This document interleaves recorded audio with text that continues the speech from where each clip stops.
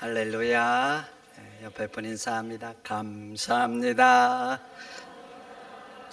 존 뮬러가 이렇게 말했습니다. 사람이 얼마나 행복한가는 그 사람의 감사의 깊이에 있다. 무슨 의미인지 다 아시겠죠? 감사하는 사람이 행복을 누린다는 겁니다. 환경이 좋고 부족함이 없어요. 그래도 감사가 없고 불만입니다. 그럼 그 사람이 어떻게 행복하겠어요? 그러나 환경이 안 좋고 내 인생이 고달퍼도 감사하는 거예요. 이 사람이 결국 행복을 누리는 것입니다. 성도 여러분, 감사하면서 사시기를 축원드립니다. 감사하면 감사한 만큼 하나님께서 행복을 선물로 주실 줄 믿습니다. 오늘 본문을 보면 영적인 두 가지 법칙이 나옵니다. 첫 번째 영적인 법칙이 뭐냐? 믿고 행하면 하나님이 역사하신다는 겁니다. 믿고 순종하면 기적이 일어난다는 거예요. 예수님이 한 마을에 들어가십니다. 10명의 나병 환자가 멀리 서서 소리칩니다. 예수 선생님, 우리를 불쌍히 여기소서. 근데 성경은 멀리 서서라 그래요. 멀리 서서 소리치는 거예요. 목을 다해서 예수 선생님, 우리를 불쌍히 여겨달라고. 여러분, 왜 멀리 서서일까요? 당시 나병 환자는 부정한 자로 간주되었습니다. 그래서 사람들 가까이 하면 안 돼요. 보통 사람과 접촉을 하면 그 사람도 부정해지는 거예요. 그래서 나병 환자들이 먹을 것을 구하든지 필요해서 마을로 내려오면요, 외쳐야 돼서 나는 부정한 사람입니다. 부정한 사람입니다. 사람들이 자기 가까이 오지 못하도록 해야 되는 거예요. 그래서 오늘 본문도 예수님 가까이 가서 말씀을 드려야 되는데 가까이 오지 못하고 멀리 서서 예수님 우리를 불쌍히 여겨달라고, 불쌍히 여달라고 이렇게 소리를 치는 거예요. 이 소리를 들으신 예수님 가셨습니다. 그리고 그들에게 말씀합니다. 가서 제사장들에게 너희 몸을 보이라. 왜 제사장들에게 가서 몸을 보이라고 할까요? 당시에 나병이 나았다는 진단을 해주는 사람이 제사장들이에요. 제사장들이 이 사람은 나았습니다 이렇게 진단을 해줘야 그 사람들이 다시 가정으로 돌아갈 수 있는 거예요. 그래서 예수님이 제사장들에게 가서 몸을 보이라 하는 것입니다. 그런데 이 10명의 나병 환자들 보세요. 예수님이 말씀하셨는데 그 말씀을 믿고 제사장들에게 갑니다. 나병이 나은 게 아니에요. 여전히 내 손도 나병, 내 얼굴도 내 몸도 여전히 나병인 상태인 겁니다. 낫지를 않았어요. 그런데 마치 나은 사람처럼 제사장들에게 가는 거예요. 여러분, 나아서 가는 것은 누구나 할 수 있어요. 저도 할 수 있고 여러분들도 할 수 있어요. 그런데 낫지 않는데 낫는 것처럼 마치 가는 것 누구나 할 수 없는 거예요. 믿어야 그렇게 할 수 있는 것입니다. 10명의 나병 환자들은 예수님 말씀하시니까 그 말씀을 붙들고 제사장들에게 가는 겁니다. 가다가 어떤 일이 일어났습니까? 오늘 14절에 그들이 가다가 깨끗함을 받았다 말씀을 하고 있는 것입니다. 여러분, 믿을 때 하나님이 역사하십니다. 그들이 믿고 가니까 하나님의 역사를 경험한 거예요. 믿지 못했다면 어떻게 되겠어요? 가지 않았겠죠. 가지 않았다면 어떻게 됐겠어요? 그들은 나병 가운데 비참하게 살다가 그렇게 죽고 말았을 거예요. 그런데 예수님의 말씀을 믿고 믿음을 따라 가니까 하나님이 역사를 일으키시는 것입니다. 여러분, 믿을 때 하나님은 역사하십니다. 믿을 때 기적을 보여주시는 거예요. 성경들을 보세요. 언제 하나님이 역사를 일으키셨는가? 하나님이 이스라엘 백성들에게 여리고를 돌라 합니다. 그런데 이스라엘 백성들은 믿음으로 돌잖아요. 믿음으로 돌아요. 여리고가 어떤 성입니까? 가나안의 첫 성입니다. 적들이 쳐들어오면 거의 모든 적들이 여리고 쪽으로 쳐들어와요. 그러니까 여리고성이 튼튼합니다. 그래서 여리고성이 일명 철의 성이라고 불려졌어요. 외벽이 있고 내성이 있어요. 두 성으로 이렇게 외성과 내성이, 내벽이 있는 이 두 벽이 있는 거예요. 그래서 철의 성벽. 그런데 그 성을 돈다고 무너지겠습니까? 무너지겠냐고요. 그러나 하나님이 돌라 하니까 이들이 돈 거예요. 하루 돌고 이틀 돌고 3일 돌고 4일 돌고 5일 돌고 6일 돌고 7일 돈 거예요. 믿음으로 돈 거예요. 믿음으로 도니까 7일째 그 성이 무너진 겁니다. 믿음으로 도니까 하나님이 역사하시는 것입니다. 12의 혈루증을 앓는 여인도 보세요. 여러 해 동안 고쳐보려고 노력했어요. 성경은 많은 사를 찾아갔지만 허사였고 고통만 느꼈다 말을 합니다. 이 여인은 자신이 세상에서 할 수 있는 건 다 해봤어요. 그러나 고칠 수가 없었어요. 그런데 이 여인에게 한 가지 믿음이 있었어요. 예수님 옷자락만 만져도 내 병이 낫겠다는 거예요. 그리고 이 믿음을 가지고 예수님께 가잖아요. 수많은 군중들이 모였다 그래요. 그런데 그 군중들을 뚫고 이 여인이 갑니다. 그리고 살며시 예수님의 옷자락을 만졌습니다. 그렇게 믿음으로 만질 때 이 여인이 그렇게 고통받았던 12회 동안 앓렸던 혈류병이 낫고 만 겁니다. 예수님이 그때 말하죠. 누가 내 옷을 만졌느냐? 누가 만졌느냐? 제자들이 그 말을 듣고 말합니다. 예수님, 수많은 사람들이 있고 서로 밀고 미칩니다. 그래요. 수많은 사람들이 모여서 예수님의 옷자락을 스쳐갔어요. 이 사람도 스쳐가고 저 사람도 스쳐가는 거예요. 그렇게 다 스쳐갔지만 그들에게는 아무 역사가 일어나지 않았어요. 그러나 단 한 여자, 이 여인에게만 능력이 나타난 거예요. 왜 능력이 나타납니까? 이 여인은 믿음으로 만진 거예요. 믿음으로 만진 거예요. 그 옷자락을 만진 여인에게 예수님 말씀하시죠. 딸아, 내 믿음이 너를 구원하였느니라. 여러분, 그렇습니다. 믿음으로 행하면 역사가 일어납니다. 믿음으로 행하면 구원도 받고 믿음으로 행하면 여러분들의 인생이 바뀌는 거예요. 그러니 성도 여러분, 믿음으로 행하시기를 축원드립니다. 이것은 오늘날도 마찬가지예요. 왜 마찬가지인 줄 아세요? 우리 하나님은 어제나 오늘이나 영원토록 동일하신 하나님이십니다. 천지를 창조하신 그 하나님이 오늘 나의 하나님이십니다. 홍해를 가르신 그 하나님이 오늘 우리의 하나님이에요. 나병 환자를 낫게 하신 그 하나님이 오늘 우리의 하나님이신 거예요. 중요한 것은 우리의 믿음이에요. 우리의 믿음. 하나님은 여전히 나를 사랑하신 전능하신 분이세요. 내가 그분을 믿는 그 믿음이 중요한 것입니다. 혈루병 여인처럼 예수님 옷자락만 만져도 낫겠다는 그 믿음, 백부장처럼 예수님이 말씀만 하셔도 내 하인이 낫겠다는 그 믿음, 그 믿음이 중요한 것입니다. 믿으면 믿음대로 역사하십니다. 믿으면 홍해도 갈라지고 믿으면 여리고도 무너지는 거예요. 믿음으로 나가면 골리앗도 물리칠 수 있는 겁니다. 믿고 순종하면 나병 환자들도 고침을 받는 것입니다. 하나님은 믿음대로 역사하십니다. 믿음대로 역사하셔요. 요한복음 11장도 보세요. 나사로 죽었습니다. 죽은 지 4일이나 돼서 장사 지냈어요. 4일 되면 부패가 시작되죠. 부패. 냄새도 나고. 그런데 그때 예수님 오신 거예요. 그리고 무덤에 가셔서 돌을 옮겨 놓으라 합니다. 마르다가 말하죠. 예수님 죽은 지 4일이나 됐습니다. 그때 예수님이 마르다에게 뭐라 하신 줄 아세요? 너가 믿으면 하나님의 영광을 보리라. 너가 믿으면 하나님의 영광을 보리라. 그리고 선포합니다. 나사로야 나오라. 믿으면 하나님은 믿음대로 역사해 주실 것입니다. 역사하실 것. 그러나 믿지 않으면 하나님은 능력을 행하지 않으십니다. 마태복음 13장 58절 보세요. 그들이 믿지 않음으로 말미암아 거기서 많은 능력을 행하지 아니하시니라 그래요. 예수님 능력이 없어서 능력을 행하지 않는 게 아니에요. 저 마을에서는 죽은 자도 살리고 안전뱅이도 일으키고 나병 환자도 고치잖아요. 말 못한 자도 말을 하게 하시잖아요. 그런데 거기에서는 많은 능력을 행하지 않았다는 거예요. 도대체 왜? 그들이 믿지 않았다는 거예요. 능력이 없어서가 아니에요. 믿음이 없는 거예요. 믿음이. 하나님은 믿는 만큼 역사합니다.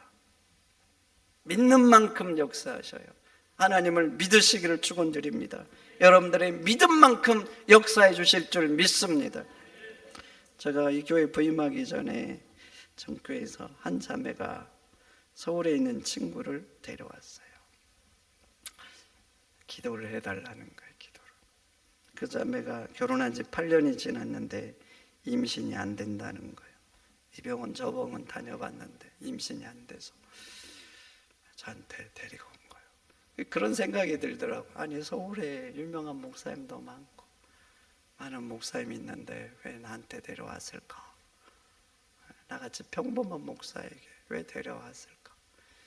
그런 생각이 솔직하게 들었어요.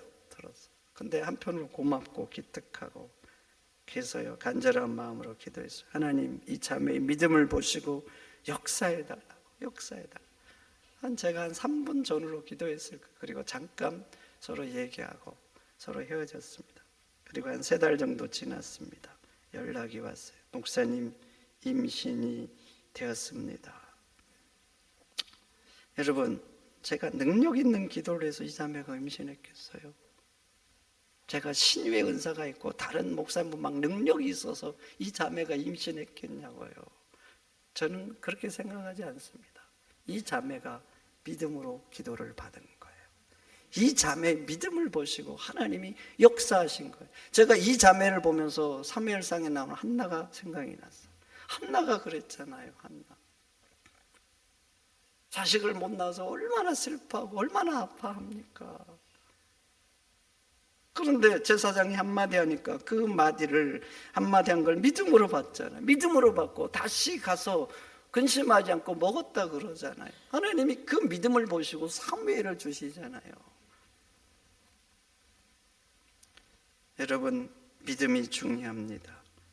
기도해 주는 자도 믿음으로 해야죠. 그러나 더 중요한 자는 믿음으로 받는 게 중요한 거예요. 여러분들도 하나님을 믿으면 하나님의 영광을 보게 되는 거예요. 그러니 성도 여러분, 하나님을 믿으시기를 축원드립니다. 믿으면 하나님의 영광을 보게 될 줄 믿습니다. 두 번째 법칙은 뭐냐? 감사하면 더 큰 감사를 주신다는 겁니다. 하나님은 감사한 자에게 더 큰 은혜 주십니다. 더 큰 복을 주실 줄 믿습니다. 콩 심으면 콩 나죠. 팥 심으면 팥 나고, 그래서 심는 대로 거둔다 그래요. 근데 정확히 말하면 그게 아닌 것 같아요. 심으면 그 종류대로 거두는 거예요. 그리고 심는 대로 거두는 게 아니라 더 풍성히 주시는 게 하나님의 법칙이에요. 여러분 봐보세요. 벼 하나 심으면 한 개만 거두게 하십니까? 하나님은 절대 그렇게 안 해요. 30배, 60배, 100배. 요즘은 어떤 품종은요 100배 더 거둔대요. 농사 잘하면요 막 100 몇십 배 거둔대요. 그렇게 많이 거둬요. 감 하나 심어보세요. 감 하나 심으면 하나만 거두게 합니까? 하나님이 그러지 않으세요. 몇 년 지나보세요. 나무 크면 100개 이상 거둡니다. 한 해만 거둡니까? 5년, 10년, 20년, 심지어는 30년 이상 거두는 나무도 있잖아요. 그럼 1년에 100개씩만 거둬도 2,000개, 3,000개 거두는 거예요. 하나 심었을 뿐이에요.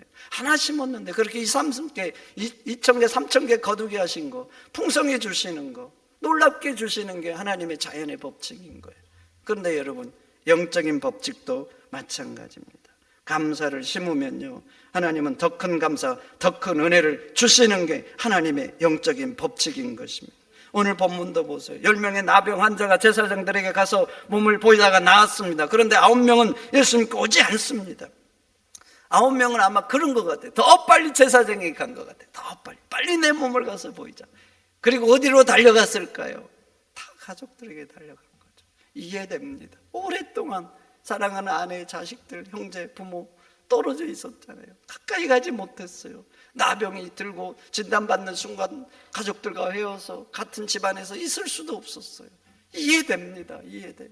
그래서 빨리 제사장에게 보이고 더 빨리 가족들에게 달려간 거예요. 그런데 사마리아 이 사람은 달랐어요. 가다가 나았습니다. 나았는데 어떻게 합니까? 15절 보세요. 큰 소리로 하나님께 영광을 돌렸다 합니다. 너무나 감사한 거예요. 너무나 감사하고 너무나 기쁜 거예요. 입을 다물 수가 없는 거예요. 아마 사람들이 있었을 거예요. 그럼에도 불구하고 큰 소리로 하나님 감사합니다. 하나님 감사합니다. 높이 영광을 돌린 거예요. 그리고 예수님께 돌아와서 어떻게 합니까? 엎드려 감사했다 그래요. 엎드려 감사했다. 이 모습을 보고 예수님이 말씀하시잖아요. 10사람이 다 깨끗함을 받지 아니하였느냐? 그 9은 어디 있느냐? 이 이방인 외에는 하나님께 영광을 돌리는 자가 없느냐? 그리고 이 사마리아인에게 말합니다. 일어나 가라, 내 믿음이 너를 구원하였다. 유대인들은 사마리아인들을 하나님께 버림받은 자식이라고 생각했어요. 무시하고 상종을 안 합니다.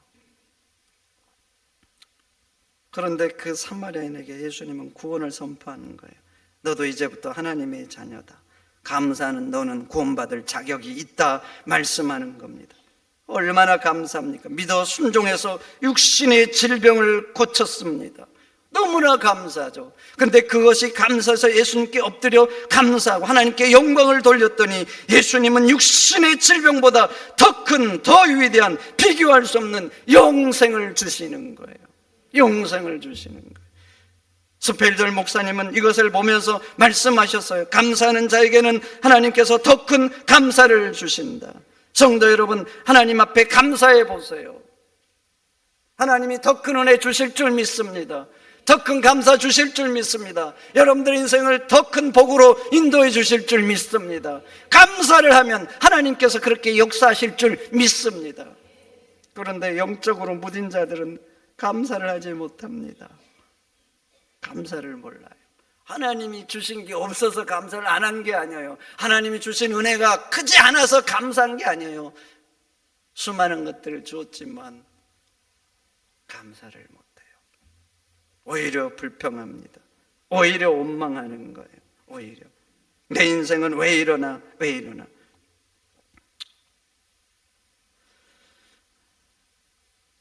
그러나 믿음의 사람들은 그렇지 않아요.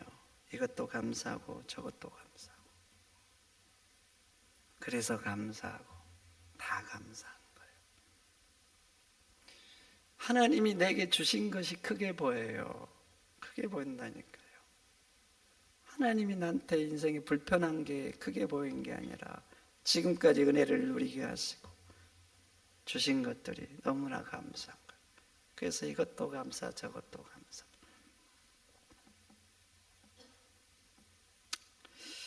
성도 여러분, 감사하시기를 축원드립니다. 그래서 믿음이 그 사람의 감사의 척도예요. 얼마나 감사하는가. 그 감사가 그 사람의 믿음의 분량이고, 특별해야 감사하는 게 아니라니까요. 특별해야 하나하나가 감사한 것입니다. 그러니 성도 여러분, 하나님 주신 복을 세워보시기를 축원드립니다. 믿음으로 보세요. 그러면 감사가 넘치게 될 겁니다. 어떤 사람이 사업을 하다가 안 됐나 봐요. 안 됐나 봐. 가지고 내 인생은 왜 이러나 이런 생각도 들고 삶을 마무리해야 되겠다 이런 생각을 한 거예요. 그래도 죽기 전에 내가 다녔던 목사님 한번 찾아가 보자. 찾아간 거예요. 자기 사정을 얘기했답니다. 그때 목사님이 종이를 2장 주더래. 종이를 주면서 한 종이에는 당신이 잃었던 걸 적어보시고 한 종이에는 아직 남은 것을 적어보라 하더래요. 그래서 이 사람이 잃었던 것을 적어봤대요. 잃었던 거, 사업하면서 돈 잃었구나. 사업하면서 이 사람 재산 얽혀서 나한테 상처받아서 떠나간 사람 몇 사람 있구나. 그리고 또 적어보려고 했더니 적을 게 별로 없더래요. 적을 거. 그리고 이제 남은 걸 적어봤대요. 사랑하는 아내, 자식들, 부모들, 형제들, 좋은 친구들, 자신의 건강. 하나하나를 보니까 이건 돈으로 환산할 수 없는 거래요. 돈으로. 어떻게 내 가족, 내 자식, 내 아내 건강이 돈으로 환산하겠어요. 그것뿐만 있는 게 아니라 아직 먹을 것 풍성하고 집도 있고 차도 있고 또 실패했지만 인생 살면서 쌓았던 노하우도 아직 남아있고. 그러니까 그런 생각이 들더래요. 야, 내가 잃은 것은 적구나. 적구나. 남아있는 게 많구나. 그리고 남아있는 것들은 내가 잃은 것과 비교할 수 없는 가치 있는 것구나. 내가 어리석었구나. 다시 살자. 다시 도전하자. 이런 마음을 먹었다는 겁니다. 여러분, 하나님이 주신 복을 세워보세요. 일상이 감사합니다. 매일 평범하게 누리는 것들은 그 무엇과도 바꿀 수 없는 하나님의 은혜인 거예요. 평범하게 누리는 일상이 놀라운 하나님의 은혜라니까요. 어느 날 그런 생각이 퍼뜩 들었습니다. 내가 공짜로 누리는 것들, 이것들이 정말 가치 있는 하나님의 은혜구나, 값으로 살 수 없는 은혜구나, 이런 생각이 들었어요. 공기 봐보세요. 얼마나 중요합니까? 여러분들 아무 의식 없고 감사하지 않잖아요. 그렇지만 공기를 마시지 않으면 여러분 모두 10분 안에 죽습니다. 죽는다니까요. 그래서 그런 생각이 들다. 내가 공짜로 풍성히 누리는 이것들이 진짜 큰 은혜구나. 이게 가치 있는 거구나. 내가 돈으로 살 수 있는 것들은 덜한 것이구나. 덜한 것이구나. 여러분, 그래요. 일상에 누리는 것이 하나님의 특별한 은혜라니까요. 그것뿐입니까? 내가 걸을 수 있는 거 얼마나 큰 은혜요. 뭘로 바꾸겠어요? 100억과 걸을 수 있는 거 저는 안 바꿉니다. 이대로가 좋아요. 무엇과 바꿀 수 있냐고. 제가 몇 년 전에 신방을 갔어요. 이분이 등산을 좋아했대요. 그런데 사고를 당해가지고 걸을 수 없는 상태가 된 거예요. 꼼짝을 못하고 몇 년을 침상에 누워 있었어요. 신방을 갔는데 이분이 우시더라고. 그러면서 목사님, 제 발로 화장실 한번 가보고 싶습니다. 누워 있으니까 대소변도 다 받아내잖아요. 볼 수 있는 거 뭘로 바꾸겠습니까? 헬렌 켈러의 글 아시죠? 그 글을 소원을 가지고 썼는데 제목이 뭔지 아십니까? 내가 3일만 볼 수 있다면요. 3일만 볼 수 있다. 세상을 보지를 못했잖아요. 우리는 맨날 누리잖아요. 아무 의식 없이 누리는데 헬렌 켈러에게는 내가 3일만 만약 볼 수 있다면, 그게 소원이라니까요. 먹을 수 있고 맛을 느낄 수 있고. 여러분, 우리가 매일 누리는 이런 것들이 값으로 환산할 수 없는 하나님의 은혜입니다. 내게 특별한 뭔가를 주어야, 그거 아닙니다. 그런 것들은 덤으로 주는 거예요. 내 인생에 꼭 없어도 돼요. 그러나 일상에 누리는 것들, 이런 것들이 놀라운 하나님의 은혜입니다. 그러니 여러분, 내가 일상을 사는 거 사소한 거라고 생각하지만 감사하면서 사시기를 축원드립니다. 그렇게 감사해야 여러분 행복합니다. 감사해야 하나님이 더 큰 은혜를 주십니다. 감사해야 여러분 인생이 더 복된 인생 하나님이 만드시는 거예요. 그러니까 내 인생은 왜 이러냐, 작은 것 때문에 불평하지 마세요. 그것들은 진짜 작은 것들이에요. 우리 일상이 감사인 줄 알고 항상 감사하면서 살아가는 여러분들이 되시기를 축원드립니다. 축원드립니다.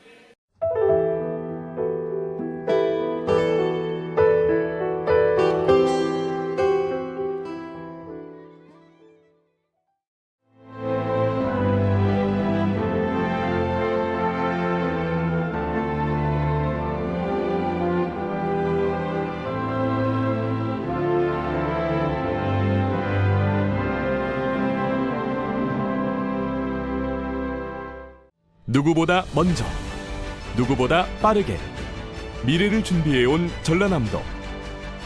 교육과 삶, 여행 같은 일상은 행복으로, 미래에 한 발 더 가까이 대한민국의 산업을 지탱하는 그 힘은 전라남도에 있습니다. 여수는 섬과 바다를 연계하는 5개만의 보전과 균형 개발을 통해 여수만 르네상스 시대를 열어가고자 합니다. 이제 여수의 새로운 미래, 여수만 르네상스가 실현됩니다. 푸른 바다와 청정자연, 한국의 깊은 숨결을 간직한 곳. 맛과 멋이 어우러진 전 세계인들의 축제의 장. 전라남도가 여러분을 기다립니다. 명품 관광도시 전남으로 오세요.